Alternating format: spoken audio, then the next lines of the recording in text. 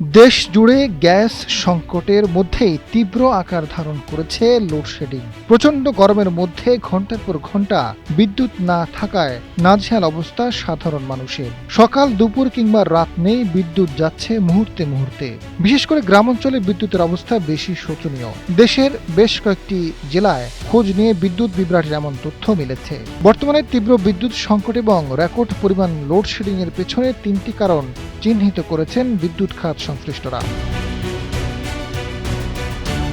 এদিকে বিদ্যুৎ পরিস্থিতি কিছুটা উন্নতি হতে পারে বলে জানান বিদ্যুৎ প্রতিমন্ত্রী অনিন্দ্য ইসলাম অমিত। তবে এই পরিস্থিতি কবে পুরোপুরি স্বাভাবিক হবে সেটি নির্দিষ্ট করে বলা কঠিন বলে জানান প্রতিমন্ত্রী। দেশে বিদ্যুৎ উৎপাদনের একটি বড় অংশই গ্যাস ভিত্তিক, কিন্তু সম্প্রতি মহেশখালীতে এলএনজি টার্মিনালে যান্ত্রিক ত্রুটির কারণে জাতীয় গ্রিডে গ্যাস সরবরাহ মারাত্মকভাবে কমে গেছে। চাহিদার তুলনায় অনেক কম গ্যাস পাওয়ায় গ্যাস ভিত্তিক বিদ্যুৎ কেন্দ্রগুলো পূর্ণ সক্ষমতায় বিদ্যুৎ উৎপাদন করতে পারছে না। দেশের অন্যতম বড় কয়লা ভিত্তিক বিদ্যুৎ কেন্দ্রগুলোতেও কয়লা সরবরাহ ব্যাহত হচ্ছে।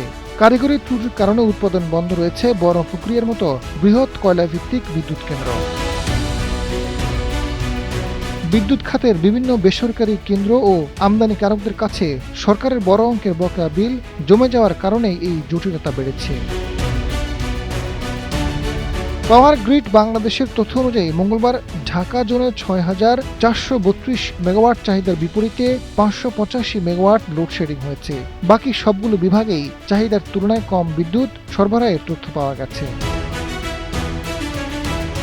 জ্বালানি বিশেষজ্ঞ ডক্টর শামসুল আলম জানান, বিদ্যুৎ উৎপাদন ব্যয় যে পরিমাণ বেড়েছে সেটি কমাতে হবে। জ্বালানি সংস্থান কিভাবে বাড়ানো যায় সেই চেষ্টা করতে হবে, এছাড়া সরকারের আর কোনো উপায় নেই। আজাদ ফারুক, সময়ের আলো।